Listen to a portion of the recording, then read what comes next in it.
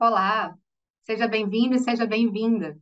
Meu nome é Lorena Paola Nunes Bócia, eu sou juíza na Vara de Infância, Juventude e Idoso na comarca de Volta Redonda, no estado do Rio de Janeiro.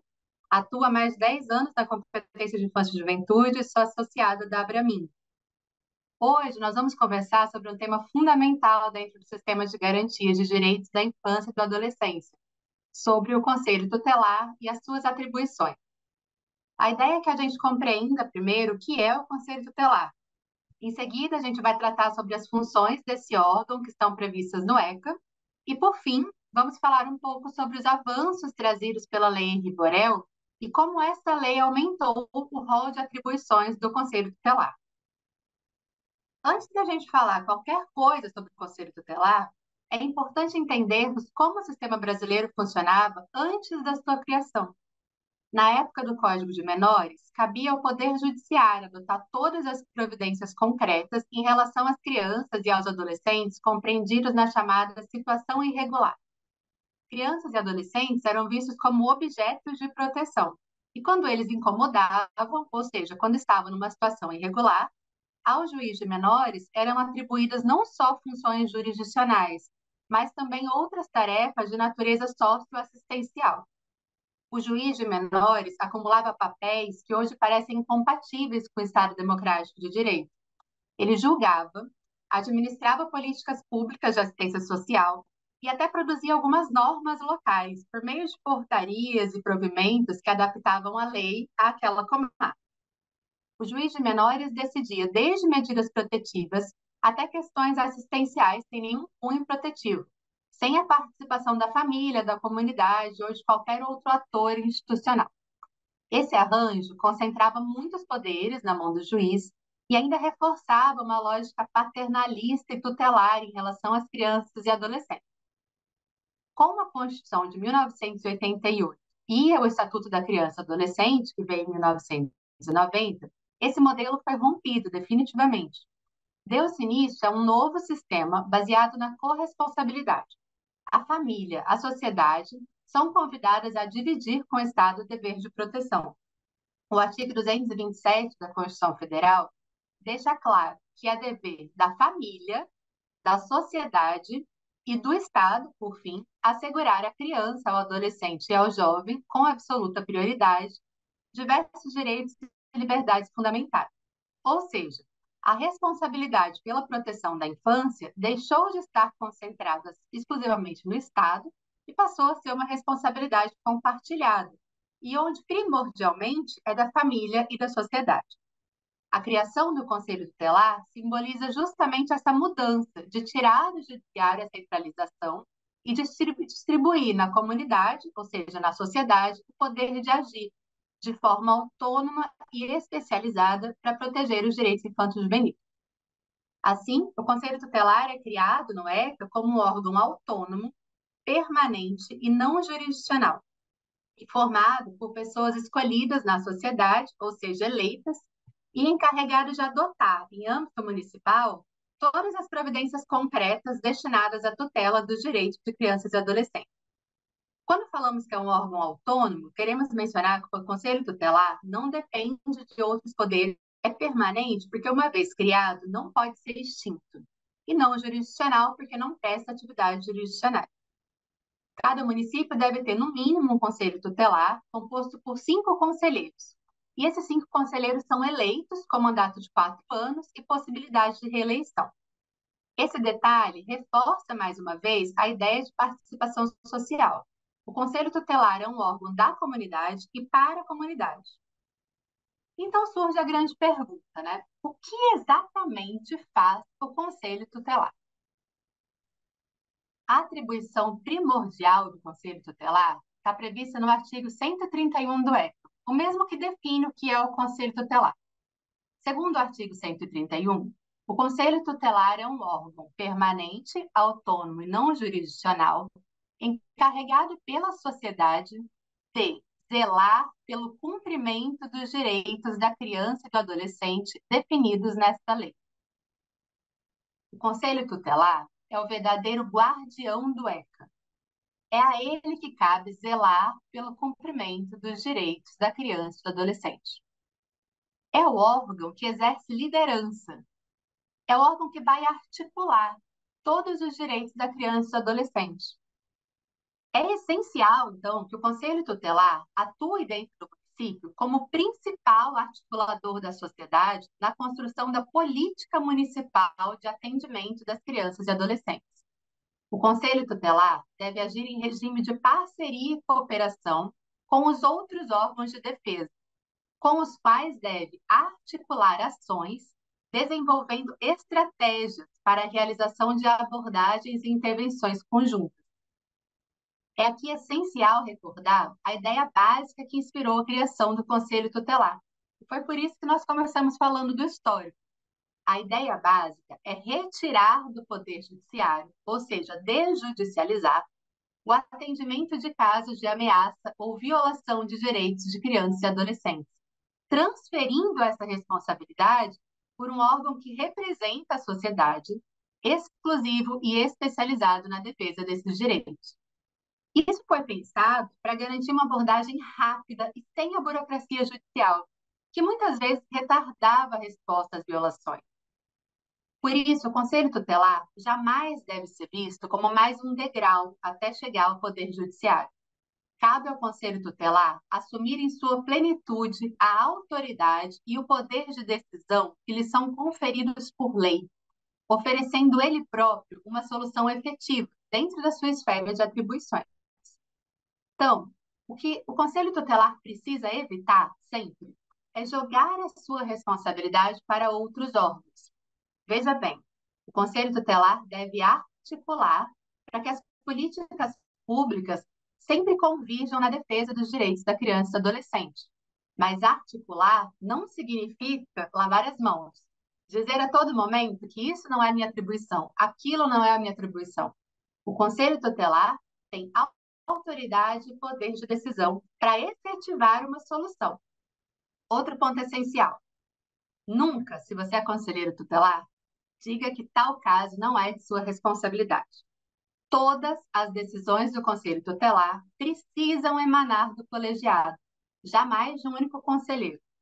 O órgão precisa realizar reuniões periódicas. O número varia de acordo com a demanda. Municípios maiores, evidentemente, precisarão de mais reuniões. E nessas reuniões, os integrantes têm que debater em conjunto a melhor forma de solucionar cada caso individual e também planejar ações institucionais junto aos demais órgãos públicos para fazer fluxos que resolvam essa queda de braço, para ver de quem é a atribuição para cada atuação. Além disso, toda atuação do Conselho Tutelar precisa respeitar rigorosamente os princípios previstos no artigo 100 do ECA. Vamos falar um pouquinho desses princípios. O primeiro deles trata da condição da criança ou adolescente como sujeito de direitos. Vamos lembrar sempre, a criança ou adolescente deixam de ser objeto da proteção. Não são objetos jamais de propriedade de seus pais, ou mesmo que devem ser tutelados por quem quer que seja.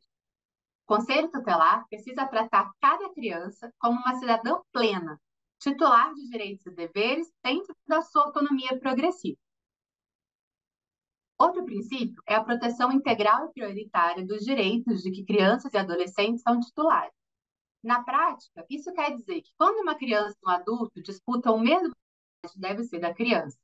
Isso vale, evidentemente, para a estipulação do orçamento, que a gente vai dizer daqui a pouquinho, onde se encaixa nas atribuições do Conselho Tutelar. Outro princípio é o interesse superior da criança e adolescente. Cabe ao Conselho Tutelar pensar primeiro no que é melhor para a criança. Já aconteceu, por exemplo, de determinado caso chegar na minha mão como juíza, porque o Conselho Tutelar havia entendido por aplicar uma medida de proteção, porque entendia que a criança estava violando direitos dos pais, do adulto. Não dá, né? Primeiro a gente tem que pensar no que é melhor para a criança, mesmo que isso contraria, evidentemente, algum adulto. Às vezes cabe ao Conselho Tutelar, por exemplo, chamar os pais à sua responsabilidade parental. Outros princípios importantes são a responsabilidade parental e a prevalência da família. O Conselho Tutelar sempre deve buscar reforçar os vínculos familiares e reforçar também a responsabilidade dos pais. Também você está a intervenção precoce e mínima. O Conselho Tutelar deve sempre cogitar a mínima intervenção possível. Por fim, deve-se garantir a obrigatoriedade da informação e a oitiva e participação da criança, do adolescente e dos seus pais, que devem ter sempre a sua opinião ouvida e considerada e, respeitado o estágio de desenvolvimento e capacidade de compreensão, precisam ser informados dos seus direitos, dos motivos que determinaram a intervenção do Conselho e a forma como essa intervenção se processa. Esses princípios não são enfeites da lei, são balizas obrigatórias para orientar cada intervenção do Conselho Tutelar. Ainda no seu papel primordial de zelar pelo cumprimento dos direitos da criança e adolescente, o Conselho Tutelar também exerce uma atribuição estratégica, que está prevista no artigo 136, inciso 9 do EC. Essa, na minha opinião, é a principal atribuição do Conselho Tutelar, dentre aquelas previstas no artigo 136. Veja só, cabe ao Conselho Tutelar assessorar o Poder Executivo local, ou seja, assessorar o prefeito, na elaboração da proposta orçamentária para os planos e programas de atendimento dos direitos da criança e do adolescente. Isso significa que o Conselho Tutelar participa do planejamento estratégico da política pública municipal. Cabe ao Conselho Tutelar a preocupação em resolver as demandas coletivas, através da busca da estruturação e do funcionamento dos programas de atendimento a crianças, a adolescentes, a pais e responsáveis, que são, no fim, a viga mestra do sistema de garantias idealizado pelo ECA. O Conselho Tutelar tem que participar ativamente de todos os conselhos de direito, especialmente do CMDCA, faltando temas relevantes. O Conselho Tutelar também precisa colaborar na construção dos planos de atendimento e acompanhar de perto a implementação desses programas, mantendo uma fiscalização permanente e atestando a qualidade e eficácia dessas entidades e serviços. É comum ouvir de alguns conselheiros tutelares reclamações sobre as condições do atendimento prestado por alguns equipamentos. Por exemplo, quem nunca ouviu, que trabalha nessa área, que o CREAS não trabalhou direito, ou que o CRAS não fez parte do que deveria fazer. Sempre que eu escuto alguma reclamação advinda de um conselheiro tutelar, eu não consigo deixar de registrar mentalmente que essa reclamação embute certa omissão de conselho tutelar na sua atuação estratégica. Quando o conselheiro tutelar, e principalmente quando o órgão colegiado, percebe que existem demandas de crianças e adolescentes que não estão sendo atendidas corretamente, é sua a função de fiscalizar as entidades de atendimento. Cabe ao Conselho Tutelar realizar permanente fiscalização das entidades, tanto governamentais quanto não governamentais, assim como dos programas por ela executados. Mais do que isso, cabe ao Conselho Tutelar monitorar a estrutura de atendimento do município e provocar o CMDCA, o Conselho Municipal dos Direitos da Criança e Adolescente, sempre que sentir a necessidade de ampliar vagas de atendimento, de criar ou redefinir programas, garantindo que a infância tenha sempre prioridade absoluta no orçamento municipal. O Conselho Tutelar não pode ser visto como um simples órgão burocrático ou de encaminhamento. Ele é, em essência, um órgão de defesa e promoção dos direitos infantis e juvenis e um órgão político e de liderança. Deve agir não apenas no plano individual e reativo, reagindo sempre a demandas individuais que lhe são apresentadas. Deve agir principalmente no plano coletivo e preventivo, trabalhando para estruturar o município de forma a atender, de fato, suas crianças e adolescentes. Longe de aceitar passivamente uma rede deficiente, o Conselho Tutelar precisa ser o protagonista de transformação dessa realidade, provocando e cobrando o poder público pela implementação das políticas e serviços especializados no atendimento das crianças, dos adolescentes e das suas famílias.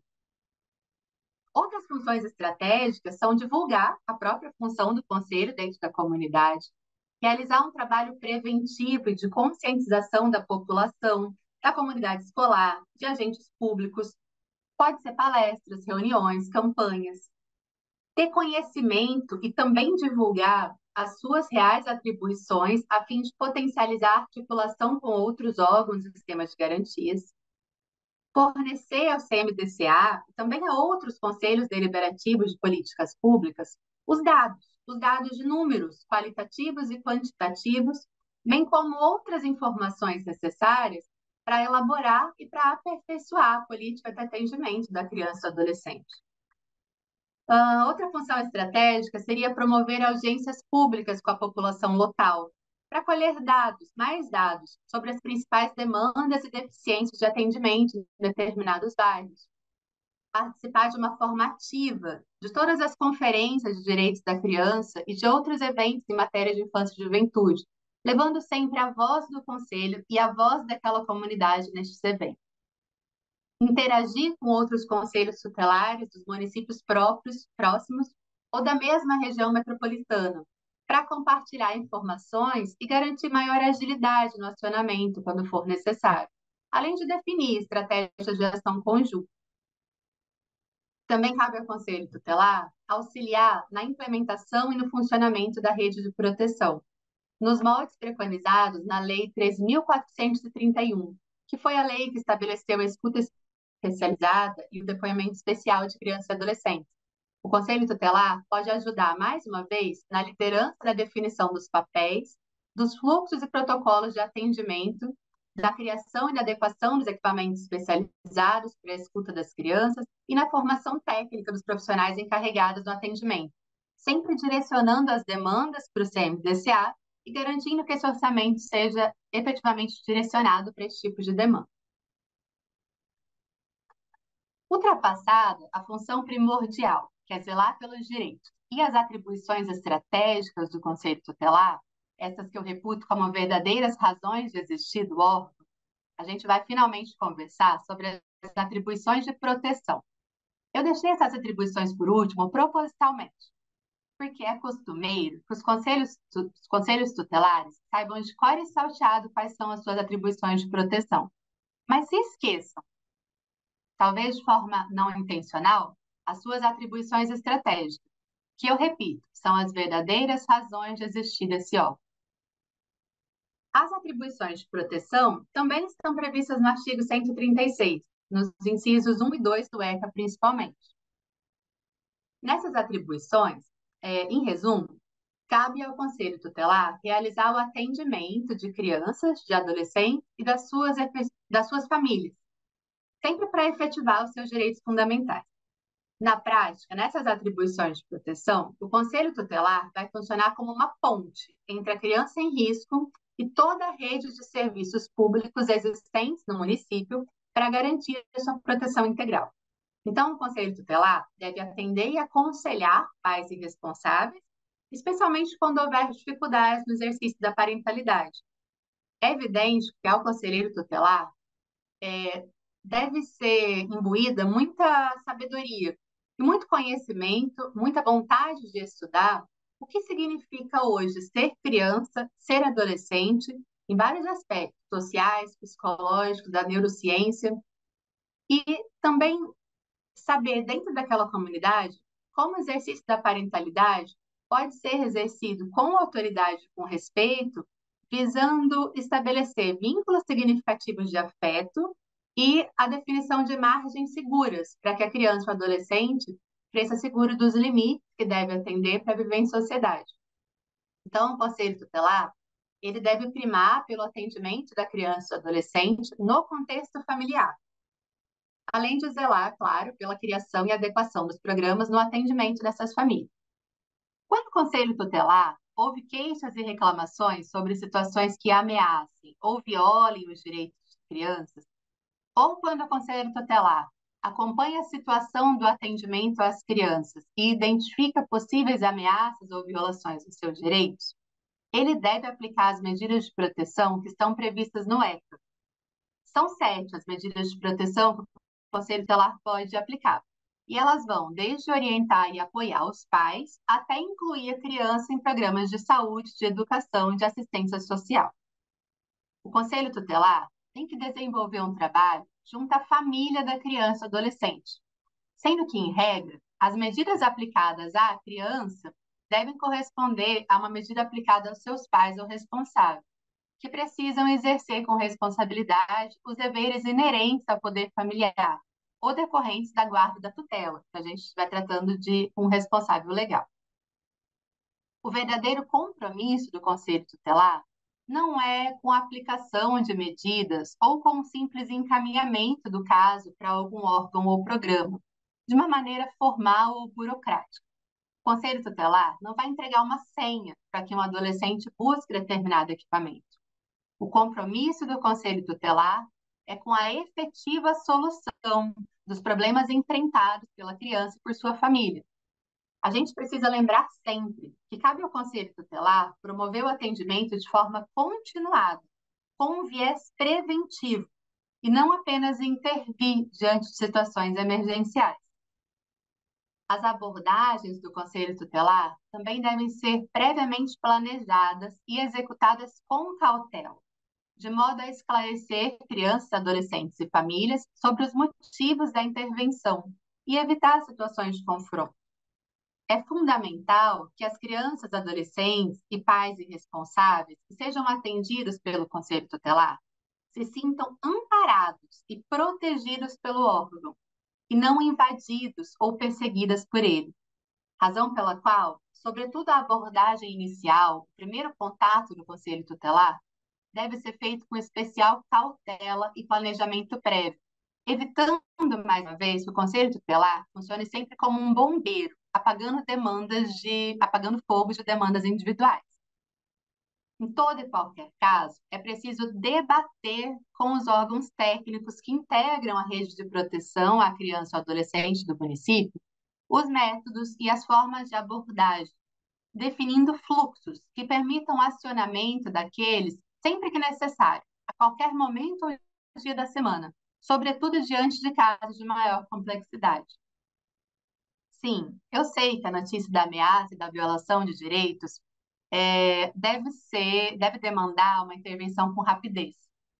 Mas é bastante importante que a intervenção no Conselho Tutelar seja efetuada com cautela e responsabilidade, evitando-se ações precipitadas que possam resultar na prática de violência institucional, que pode ocorrer, sobretudo, quando a criança ou adolescente não é ouvido de forma adequada, ou quando não são avaliadas todas as alternativas existentes, optando-se por uma intervenção excessivamente rigorosa ou desproporcional à violação constatada. A interação entre o Conselho Tutelar e a rede de proteção, além de ser estratégica, como eu já disse, é essencial para adequar o desempenho das atribuições do Conselho Tutelar. Essa interação, ela está expressamente prevista na Lei 13.431, que eu já referi, que estabelece a escuta especializada de crianças e adolescentes que sejam vítimas de violência. Portanto, o Conselho Tutelar precisa garantir o estabelecimento de canais de comunicação e de mecanismos que permitam acionamento recíproco de Conselho Tutelar e dos órgãos do sistema de proteção local, sempre que for necessário. E isso não é impossível, mas demanda a atuação política, a participação do Conselho Tutelar em reuniões e o compartilhamento de informações. Também é importante destacar que o Conselho Tutelar não possui atribuição para aplicar medidas que importem na retirada da criança ou do adolescente do convívio de seus pais ou responsável legal, seja para fins de acolhimento institucional, seja para fins de colocação em família substituta. Esse ponto merece muita atenção, porque é comum que o Conselho Tutelar retire crianças do convívio dos pais e as acolha institucionalmente, ou que as insiram em famílias substitutos, concedendo uma guarda de fato, concedendo termos de responsabilidade para familiares, vizinhos ou até madrinhos. O Conselho Tutelar precisa lutar pelo fortalecimento dos vínculos familiares e pela responsabilidade parental, nunca pelo seu rompimento. Sempre que o Conselho Tutelar constatar a necessidade de afastamento da criança ou adolescente do convívio familiar, e lembremos que a gente vai fazer isso sempre com cautela e responsabilidade, e quando forem esgotadas as possibilidades de solução diversa, deverá colher os elementos necessários, os elementos de prova, e comunicar esse fato e as provas colhidas ao Ministério Público ou à autoridade judiciária competente, que é o juiz. O Conselho Tutelar só está autorizado a promover o acolhimento de crianças ou adolescentes se constatar a falta dos pais ou em uma situação de emergência atual que impeça aguardar pelo provimento judicial. Por exemplo, quando uma criança é encontrada sozinha na rua de madrugada, não é possível obter o paradeiro de seus pais, é um caso em que o acolhimento excepcional pelo Conselho Tutelar está autorizado. Outro caso seria quando a permanência da criança com os pais ou responsáveis representa um perigo imediato para a sua integridade. Nesse caso, eu costumo brincar que deve-se pensar que a criança é filha do prefeito. Quando o Conselho Tutelar encontra a filha do prefeito num perigo atual e imediato à sua integridade, pode efetuar o acolhimento institucional. Mas tem que pensar que é a filha do prefeito para atuar com a cautela necessária. Não é cabível ao Conselho Tutelar, fora das situações excepcionais, mesmo que verifique situações graves de descumprimento do dever de assistir, criar e educar os filhos pelos pais, afastá-los da família. O Conselho Tutelar, nesses casos, precisa agir com rapidez para encaminhar uma representação ao promotor de justiça que atua na vara de infância e juventude, expondo essa situação grave que verificou, mencionando a norma protetiva que entende violada, apresentando eventuais provas que ele tenha e pedindo as providências cabíveis. O promotor de justiça é que vai propor a ação judicial à autoridade judiciária competente para instalar o procedimento contraditório e obter, eventualmente, o afastamento dessa criança do seio familiar. Tudo isso é feito para garantir aqueles princípios que nós falamos no início, dentre os quais se insere o princípio de garantir à criança a convivência familiar com o seu núcleo de origem. Encerrado o estudo das atribuições originais previstas no artigo 136 do ECA para o Conselho Tutelar, a gente pode avançar um pouco para as novas atribuições que foram criadas pela Lei 13.344 de 2022, a chamada Lei Henri Borel. A Lei Henri Borel tem esse nome porque foi promulgada depois que uma criança de 4 anos de idade sofreu uma violência doméstica intrafamiliar grave e acabou vindo a óbito. Essa lei ela trouxe um reforço significativo na atuação do Conselho Tutelar no enfrentamento da violência doméstica e familiar contra crianças e adolescentes. Ela visa facilitar o trâmite na concessão de medidas tendentes a cessar essa situação de violência contra criança ou adolescente, especialmente diante da dificuldade de que a autoridade parental, ou seja, o pai ou a mãe, quando é agressor, possui sobre a vítima. Então, a lei acrescentou 8 novas atribuições no rol do artigo 136 do ECA. Me perdoe, essas 8 novas atribuições não foram inseridas no ECA, mas foram inseridas no rol de atribuições do Conselho Tutelar. Vamos destacar as principais novas atribuições do Conselho. Em primeiro lugar, e a mais importante, o Conselho Tutelar passa a ter legitimidade para representar diretamente ao juiz ou à polícia para requerer o afastamento do agressor do lar ou do domicílio. Então, quando o Conselho Tutelar verificar que uma criança sofreu uma violência ou uma ameaça de violência pelo pai, por exemplo, e o pai mora com a criança, ele pode representar o juiz para requerer o afastamento desse pai do domicílio da criança. Isso dá uma resposta imediata às situações em que a presença do agressor ameaça a integridade da criança ou adolescente. O Conselho Tutelar também pode representar o juiz diretamente para requerer a concessão de medidas protetivas de urgência, além da revisão de medidas protetivas de urgência que já tiverem concedidos. Antes dessa lei, o Conselho Tutelar dependia do Ministério Público para provocar o Judiciário. Agora ele tem legitimidade direta para atuar. Então é importante que o Conselho Tutelar conheça os direitos da criança e do adolescente e tenha acesso à vara de infância e juventude para fazer esses pedidos. O Conselho Tutelar também pode representar para requerer a produção antecipada de provas.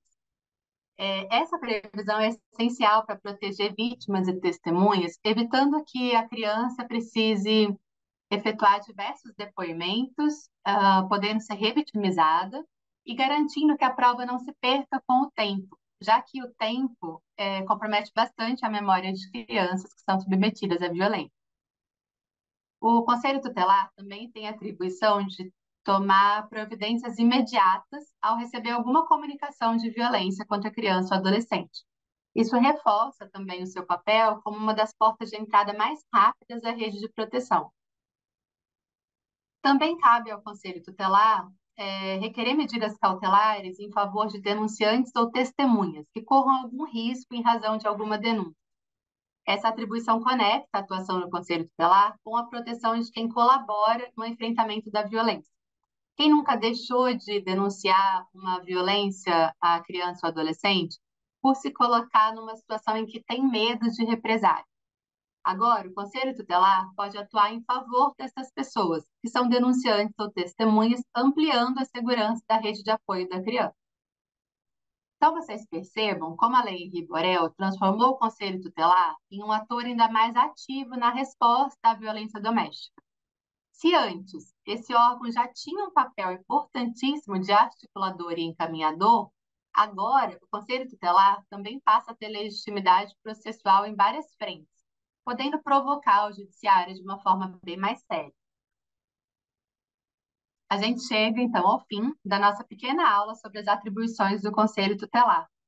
A gente viu como, historicamente, a proteção da infância no Brasil saiu das mãos exclusivas do juiz de menores e passou a ser compartilhada pela família, pela sociedade e pelo Estado a partir da Constituição Federal.